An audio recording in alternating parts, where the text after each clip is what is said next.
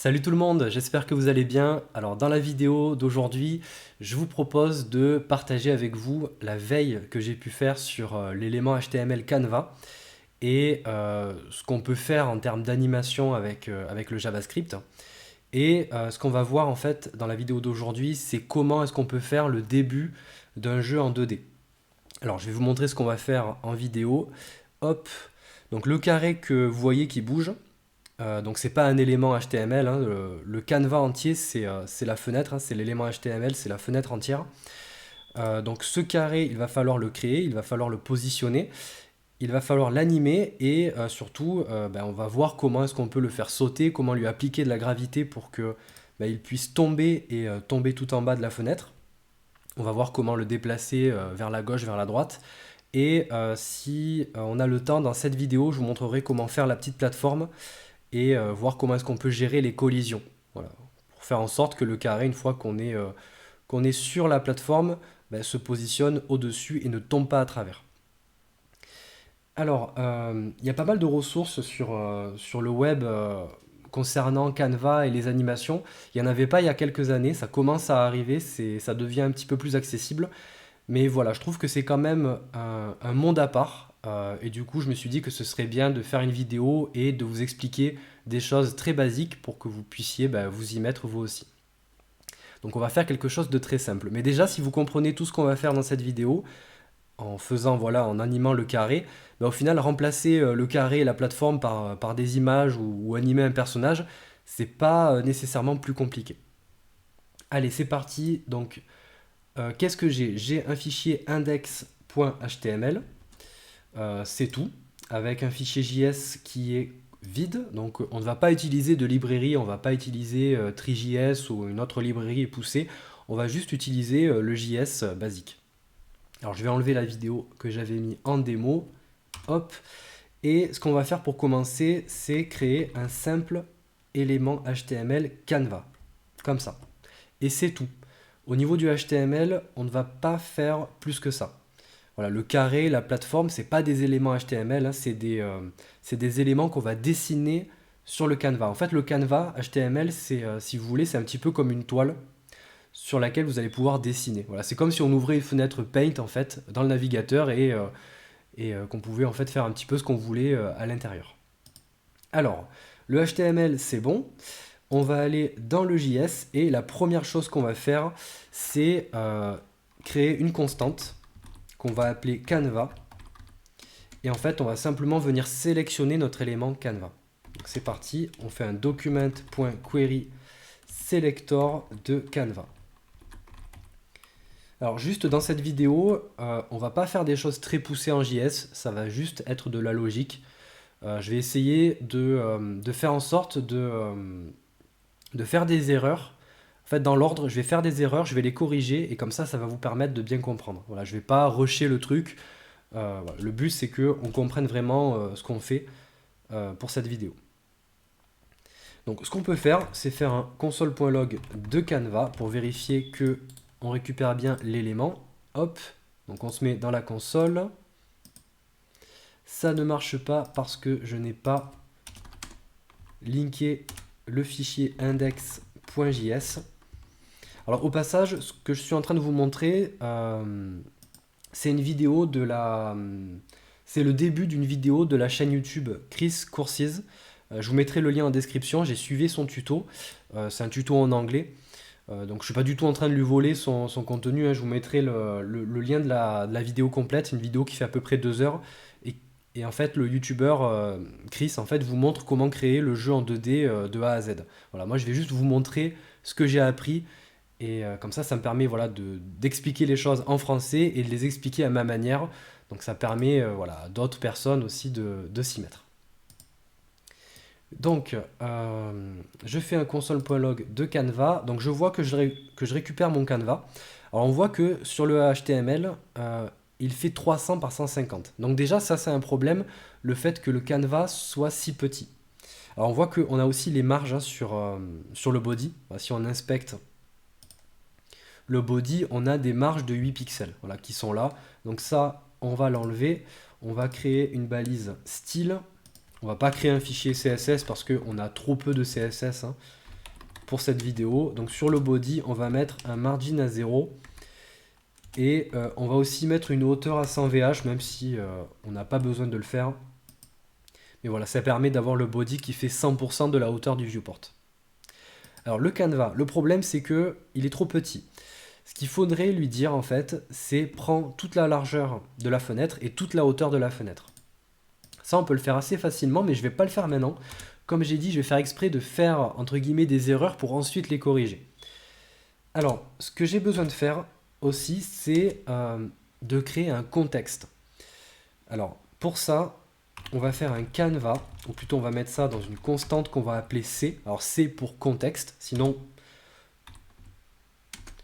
le standard c'est aussi d'appeler ça CTX, mais on peut appeler ça C si on veut. Et faire un canevas, donc là je viens cibler l'élément canevas que j'ai récupéré, et dessus je peux lui appliquer la méthode, c'est getContext. Donc c'est une méthode dans laquelle on peut préciser sous forme de chaîne de caractères. Alors on peut préciser des options aussi, mais on n'en a pas besoin pour ce qu'on va faire. Sous forme de chaîne de caractères, on peut dire 2D. Je dis que le contexte du canevas, c'est 2D.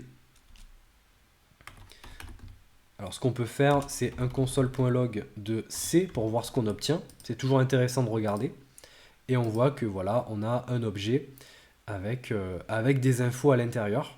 Alors, pour tout vous dire, j'ai pas vraiment creusé cette partie-là. Mais voilà, on dit qu'on est en 2D. Ensuite, ce qu'on va faire, c'est dessiner le carré. Donc le carré, c'est en fait le joueur, en fait.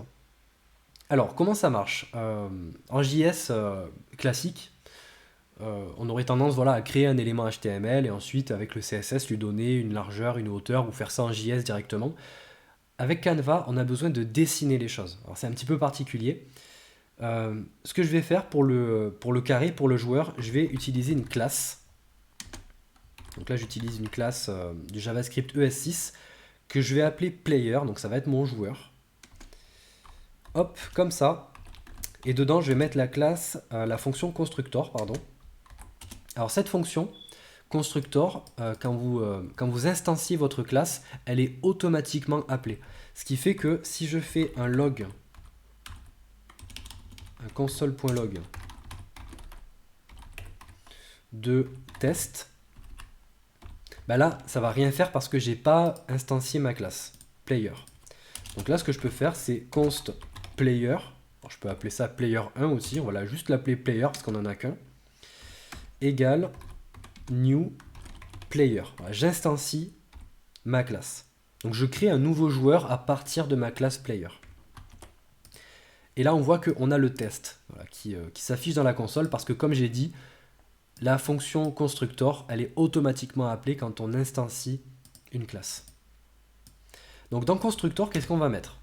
En fait on va mettre la configuration par défaut du joueur. Voilà. Si on est amené à en créer plusieurs, voilà, si on en crée plusieurs de joueurs, ben, il faut un minimum de configuration par défaut. Ça va être par exemple le fait que le joueur s'affiche sur le canevas ou le fait que le joueur ait une position en X et en Y sur le canevas pour qu'il puisse se positionner, voilà, qu'il ait un point de spawn en fait par défaut. Donc là, on va faire un vis. Donc là, vis, ça fait référence à player, à ma classe. Et on va dire que vis.position, en fait, on va définir une position par défaut. Donc dans position, je vais mettre une valeur sur l'axe X et une valeur sur l'axe Y. Donc je vais mettre ça dans un objet. On va mettre le X à 200 et le Y à 200 aussi. Et en fait, le fait de faire ça, ça ne va pas dessiner mon joueur. En fait, je vais juste me servir de ces valeurs que je mets par défaut pour dire ensuite à mon canevas, bah, tu vas créer un carré qui va avoir une hauteur et une largeur, et tu vas les positionner sur le canevas à x200 et y200. Donc x, c'est l'axe horizontal, donc on part de la gauche et on va vers la droite et on fait 200 pixels. Et c'est pareil pour l'axe y.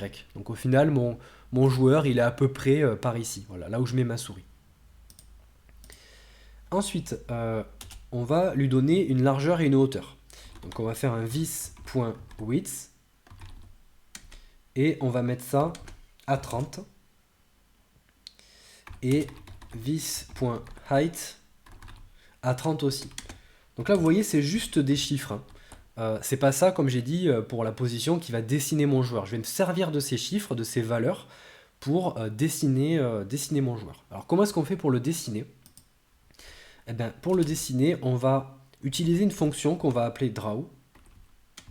Donc ça, c'est une fonction que je crée, hein. C'est pas une méthode qui est rattachée à l'objet contexte.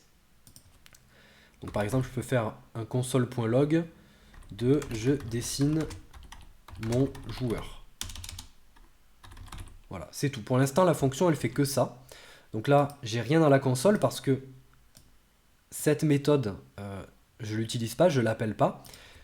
Donc ce que je peux faire juste en dessous, l'instanciation de player, c'est faire un player.draw.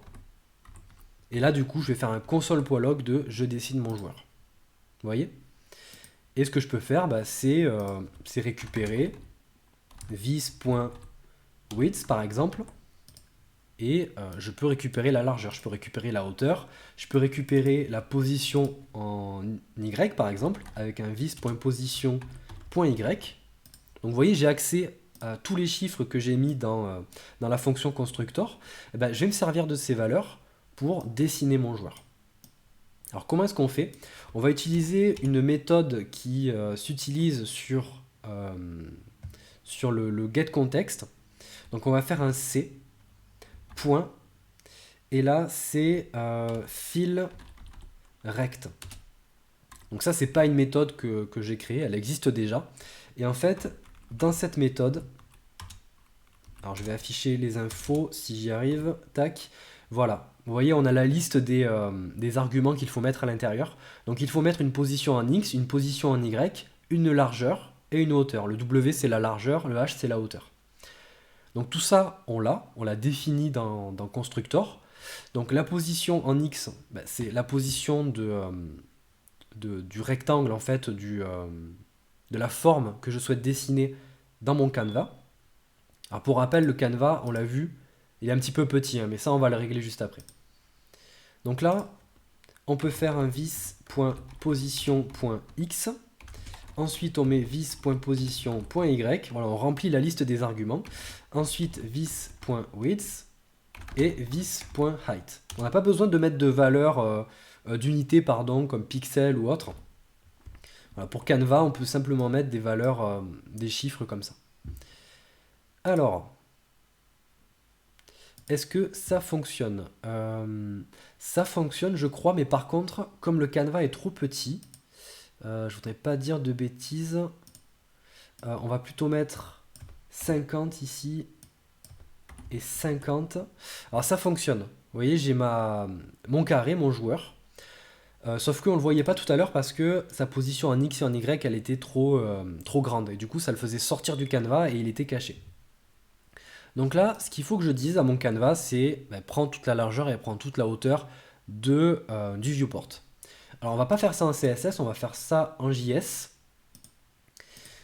On va faire ça simplement avec un canva.width, c'est une propriété. Et là, on va dire que c'est window.innerWidth.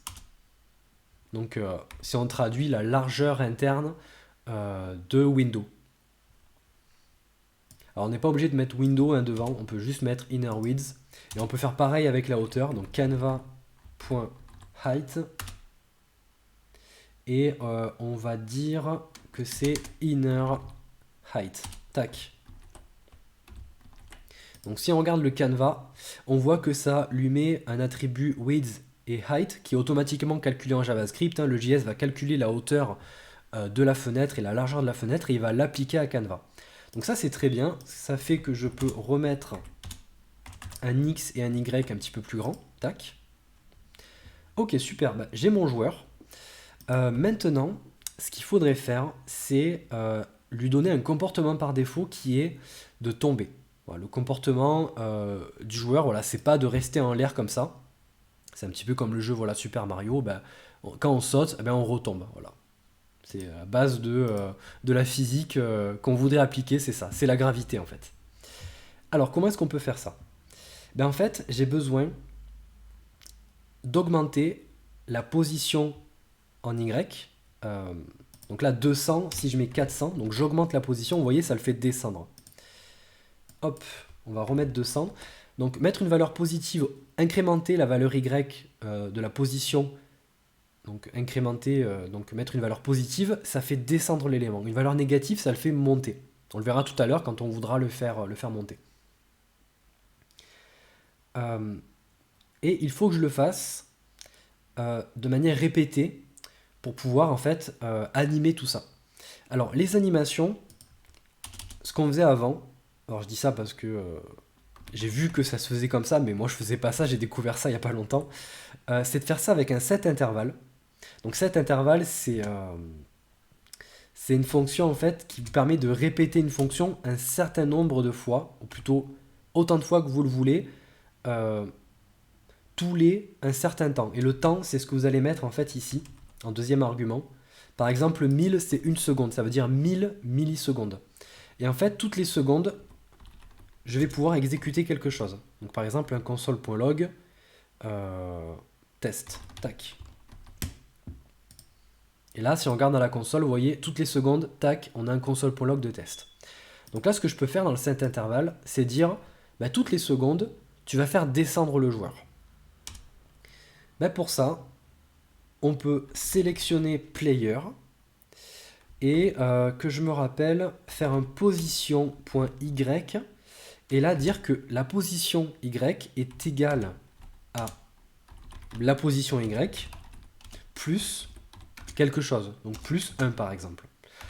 Donc je redéfinis le y, la position en y, je dis bah, c'est égal à la position y plus 1. Ce qui fait que la première fois ça va faire 200, au bout d'une seconde ça va faire 200 plus 1, au bout de la deuxième seconde ça va faire 201 plus 2, et petit à petit comme ça va le faire descendre. Alors si je fais ça, et que je fais un console.log de player.position.y, vous voyez, ça incrémente la position, mais ça ne le fait pas descendre. J'ai simplement actualisé le chiffre qui était ici, en fait. Donc ça suffit pas à faire descendre notre joueur, c'est logique. Là, ce qu'il faut que je fasse, c'est me servir de cette nouvelle position à chaque seconde pour redessiner la position, redessiner en fait mon joueur, mon carré, sur le canevas.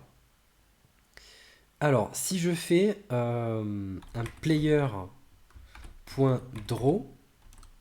juste après, on va voir ce que ça fait. Vous voyez, ça fonctionne. On le voit, le carré en fait est redessiné. Et en fait, vous voyez, le comportement par défaut, c'est que le carré, l'ancienne position n'est pas effacée. Parce qu'en fait, on ne le dit pas. En fait, le canevas peut pas, le JS en fait peut pas savoir qu'on souhaite effacer l'ancienne position. Donc là, ce qu'il faut que je fasse, c'est que je fasse un c.clearRect. Et clearRect, ça va effacer les éléments du canevas. Alors, je ne sais pas si c'est exactement ça. Ça va effacer le canevas en fonction de ce que vous allez mettre à l'intérieur. Alors, je vais afficher la liste des arguments. Hop. Donc, dedans, il faut mettre une position en X et en Y. Donc, à partir de où en X et en Y, on souhaite commencer à effacer, en fait. Donc là, on va mettre 0 et 0. Donc, depuis tout en haut à gauche. Et ensuite, la largeur et la hauteur. Donc là, moi, je veux tout effacer, je ne veux pas m'embêter. Je vais simplement mettre canva.width et canva.height. Alors, je veux effacer tout mon canevas. Et ensuite, ce que je fais juste après, je fais un player.draw. Et là, vous voyez, je fais descendre petit à petit mon joueur. Alors, ça se voit pas beaucoup, du coup, je vais mettre 10. Toutes les secondes, ça va le faire descendre de 10. Et vous voyez, ça fonctionne. Donc, en fait, ce que je fais là, c'est que c'est comme si le canevas c'était une toile, comme j'ai dit au début, une toile de peinture. Je dessine en premier, ici, la position de mon joueur, à une position X de 200 et Y de 200, avec une largeur et une hauteur de 30. Je le dessine. Ensuite, qu'est-ce que je fais? Au bout d'une seconde, je repeins tout en blanc, j'efface tout. Et juste après avoir fait ça, je redessine la position de mon joueur 10 pixels en dessous de son ancienne position. Et ensuite, qu'est-ce que je fais? Je réefface tout et je recommence à dessiner une nouvelle position. Donc voilà, dit comme ça, évidemment, ça paraît un peu bizarre de faire comme ça en JS, mais c'est comme ça que ça marche. Alors par contre, cet intervalle comme ça, si je fais 1 milliseconde, ça va aller très vite, vous voyez? On a presque une impression de gravité, voilà, on a l'impression qu'il tombe vraiment très vite. Alors, le problème du set intervalle, c'est que c'est pas très optimisé de faire comme ça. C'est pour ça qu'on va préférer utiliser la fonction, la méthode request animation frame. Alors, c'est une méthode que j'ai découvert il y a 3 jours. Je ne savais pas à quoi ça servait. Et en fait, ce que je vous invite à faire, c'est regarder comment ça fonctionne. Mais globalement, c'est une méthode qui est utilisée pour les animations et qui permet de le faire de manière optimisée. Voilà, pour que, en termes de performance, on n'ait pas quelque chose qui soit trop en fait coûteux pour le navigateur, pour la machine en fait de l'utilisateur. Donc on va pas utiliser le set intervalle. Ce qu'on va faire, c'est qu'on va créer une fonction qu'on va appeler animate. Alors je me rends compte sur la capture que avec la caméra, j'ai un petit peu effacé. En fait, on voit pas ce que j'ai mis ici. Hop. Vous voyez, donc je fais un clear rect 0, 0, canva.width, canva.height. Je redessine. Je vais créer une fonction animate. Je vais essayer de faire attention avec la webcam. Et cette fonction, je vais immédiatement l'appeler ici. Et à l'intérieur, je vais faire un request animation frame. Et je vais mettre en callback la fonction animate. Donc je vais appeler à l'infini la fonction animate. Ce qui fait que si en dessous, je fais un console.log de test. Tac. Tout ça, on va le mettre, on peut le laisser, mais on va pas s'en servir du set intervalle. Vous voyez, on a en fait une fonction qui est exécutée plein de fois, super vite. Donc ça, en termes de performance, c'est optimisé d'utiliser Request Animation Frame. Comme j'ai dit, il faudrait regarder vraiment qu'est-ce que ça fait, mais ce que j'ai vu, c'est que c'est une fonction, enfin c'est une méthode qui permet qui s'adapte aussi au moniteur. Enfin, c'est la façon optimisée de faire les choses. Et donc dans la fonction animate, je vais faire tout ça. Hop, on va déplacer tout ça, tac. Hop, on va enlever le set intervalle. Et là, vous voyez, on a quelque chose de beaucoup plus fluide. Hop, on va réactualiser. Tac. Ok. Donc, je dessine mon joueur. J'arrive à le dessiner voilà, sur mon canevas. Et je lui donne un comportement par défaut qui est de tomber. Alors, par contre, il tombe. Alors, je vais peut-être pas mettre 10. On va remettre 1 comme ça. Il tombe, mais on n'a pas l'impression d'avoir de la gravité en fait. L'impression de gravité, comment est-ce qu'on va la mettre en place? On va la mettre en place en fait en accélérant la chute. Voilà. Plus en fait l'élément va tomber longtemps, plus en fait sa chute va s'accélérer, et parce que là on a l'impression que mon joueur, en fait mon carré, il est en train de couler dans l'eau en fait. Alors comment est-ce qu'on fait pour la gravité? Peut-être qu'avant de faire ça, on va voir comment l'arrêter. Parce que là, vous voyez, il traverse le bas de mon canevas. Il va falloir lui dire, en fait, quand tu arrives à la fin, quand tu touches le bas du canevas, tu t'arrêtes. Mais avant de faire ça, on va faire la gravité. Alors, plutôt que de mettre le code ici, de tout ça, on va plutôt le mettre... Alors dans le tuto que j'ai suivi, il utilise une fonction, une méthode qu'il appelle update. Tac, comme ça. Et on va la mettre ici. Et hop, on va mettre le code, donc la nouvelle position. Alors là, pour faire un petit raccourci, ce qu'on peut faire, au lieu de dire position Y est égale à position Y plus, on peut faire plus égal. Voilà, ça c'est un petit raccourci, c'est exactement ce que j'ai écrit juste avant. Et là on peut enlever le plus 1. Ok, donc là vous voyez ça fonctionne parce que la méthode update est appelée dans la fonction animate. Ok. Donc la gravité. La gravité, on va la déclarer ici. On va simplement créer une constante gravity qui va contenir le chiffre 1. Alors, comment est-ce qu'on fait pour accélérer?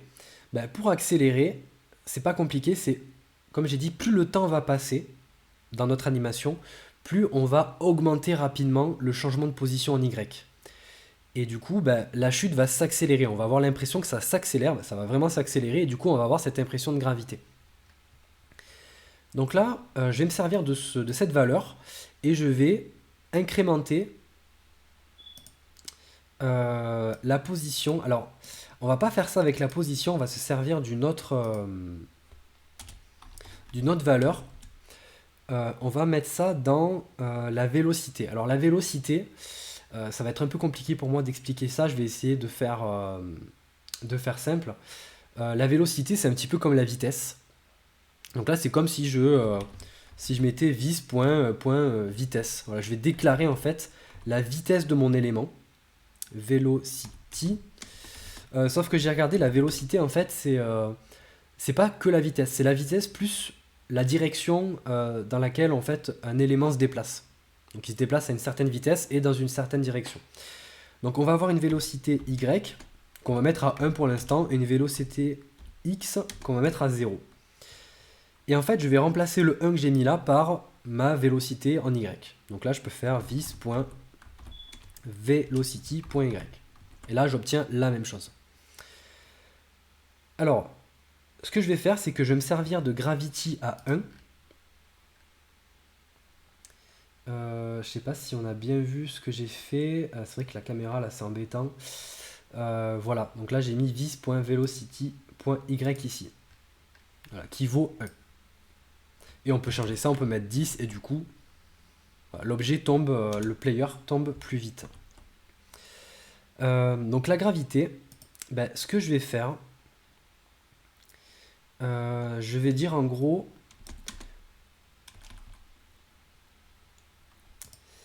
en fait je vais augmenter la vélocité avec ma gravité. Donc pour ça, si je me mets ici et que je fais vis.velocity.y, on va faire un plus égal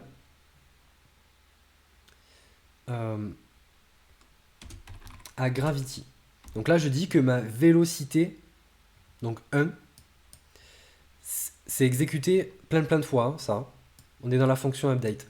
Je dis que y, donc au tout début, ça vaut 1. Je lui dis, ça vaut 1 plus gravité. Et gravité, ça vaut 1. Donc la première fois, ma vélocité, elle est à 1.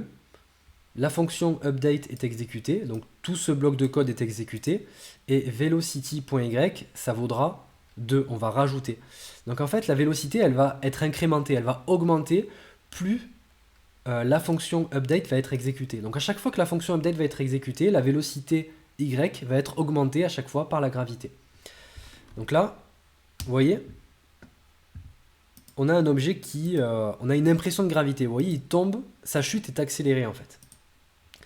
Donc ça paraît un peu compliqué peut-être de faire ça, voilà, d'employer voilà, des mots-clés comme ça, comme gravity, mais en fait c'est juste un chiffre que j'ai mis ici. La gravité, je peux l'augmenter, mettre 1.5, et vous voyez, on a l'impression que d'avoir plus de gravité. Voilà, notre objet, en fait, notre player, il tombe plus vite. Sa chute est accélérée. On va laisser à 1. Et maintenant, ce qu'il faudrait faire, c'est dire en fait à notre carré, une fois que tu es en bas, tu t'arrêtes. Et comment on peut lui dire de s'arrêter ? C'est pas en changeant la position, c'est en changeant en fait simplement la vélocité dans update. Lui dire de s'arrêter, par exemple on peut faire un set timeout pour dire par exemple au bout de 2 secondes, peut-être pas 2 secondes parce que ce sera trop long, mais au bout de, hop on va le faire, au bout de 500 millisecondes, je vais passer ta vélocité.y à 0 et dans ce cas là ça va l'arrêter.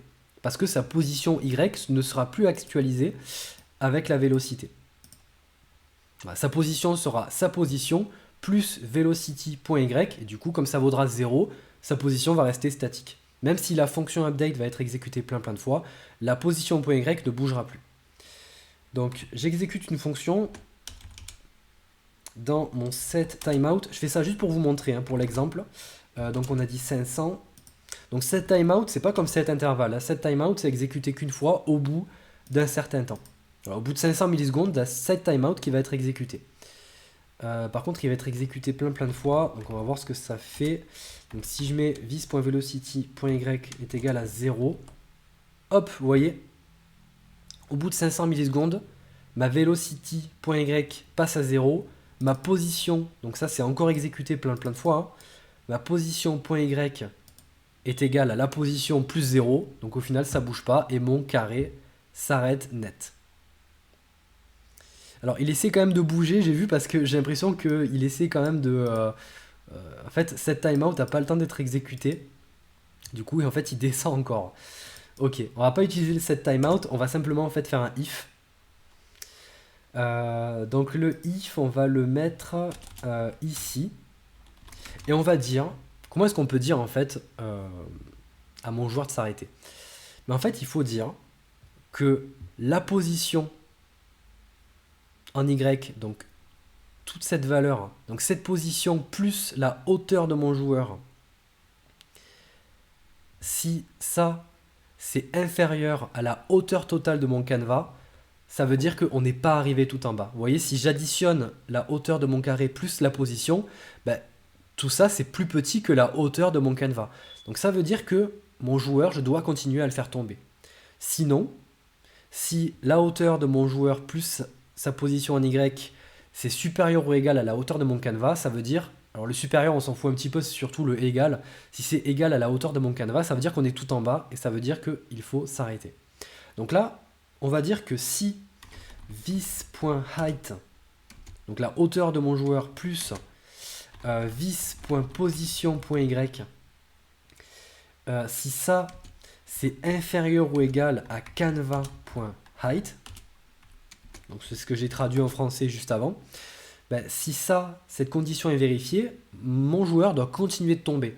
Donc pour le faire tomber, on va faire vis.velocity.y plus égale la gravité. Donc il va continuer de tomber. Sinon, si on est dans la condition inverse, il faut l'arrêter. Pour l'arrêter, on l'a vu, il faut faire un vis, il faut en fait passer la vélocité y à 0. Donc vis.velocity.y est égal à 0. On vérifie si ça fonctionne. Hop, ça fonctionne. Ça fonctionne, par contre, il dépasse un petit peu. Alors il dépasse un petit peu et ça j'ai eu un petit peu du mal à comprendre, comprendre au début pourquoi ça arrivait en fait. C'est parce qu'il faut prendre en compte la vélocité. Alors, ce que je vais faire, c'est que je vais faire un console.log de vis.height plus vis.position.y. Hop, si on regarde à la console, vous voyez, on part de une position 200, j'additionne dans mon console.log la position y plus la hauteur. Donc vous voyez, on commence à 231 parce qu'on commence à 200 plus 30. Voilà, la hauteur, j'ai fait la hauteur plus la position, donc ça fait 230. Donc là, il rajoute 1 parce que à ce moment-là, vous voyez, juste avant, j'incrémente la position en Y de 1, donc c'est logique. Et plein de fois, vous voyez, la position plus la hauteur, elle est additionnée et on arrive jusqu'à 1010.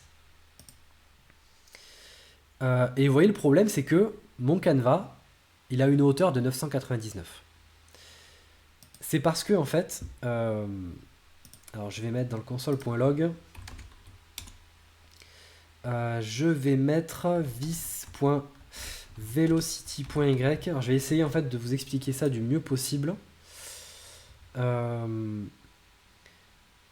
Hop, et ce qu'on peut faire, c'est mettre canva.height à côté.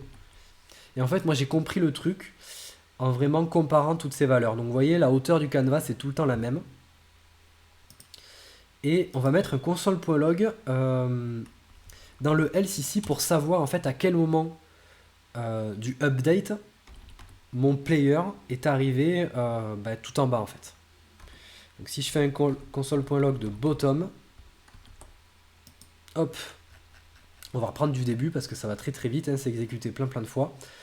Hop, donc la position plus la hauteur s'additionne et on voit que voilà ici en deuxième, hein, j'ai la vélocité voilà, qui est incrémentée à chaque fois.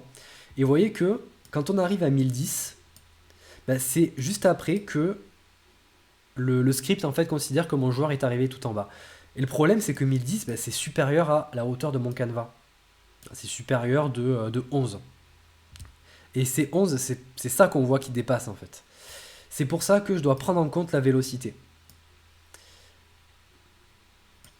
Parce que là, vous voyez, j'ai 971, mais si je rajoute 38, on va le faire, tac, hop, on va mettre là, ça en commentaire.